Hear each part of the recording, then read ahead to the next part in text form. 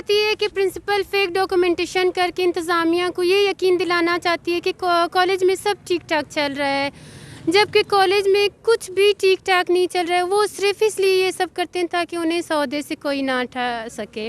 Organisation की तरफ से क्लास का बाइकाट करेंगे और जब तक हमारे मसाइल हल नहीं होंगे हमारा एहतजाज जारी रहेगा और इस प्रिंसिपल को हटा दिया जाए। जब हम बात नहीं करते थे तब हम स्टूडेंट्स थे, हम प्रिंसिपल साहब के हाँ मिलाते थे, वो जो भी कहते हम करते।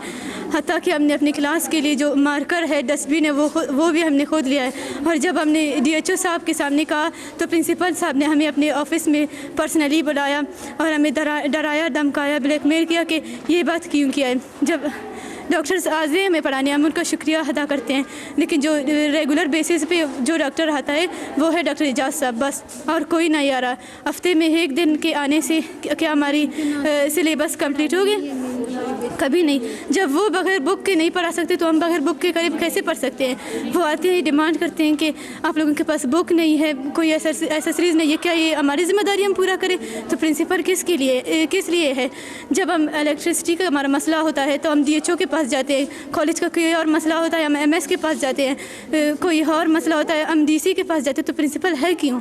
आज के हमारे प्रोटेस्ट का पहला मकसद ये था कि प्रिंसिपल साहब की तरफ से मैडम जीनत पे जो इल्ज़ाम लगाए गए हैं वो सरासर झूठे और बेबुनियाद हैं। हमें पता है, हमने उनके साथ टाइम गुजारा है कि उसने हमारे कॉलेज के लिए कितना स्ट्रगल किया हुआ है।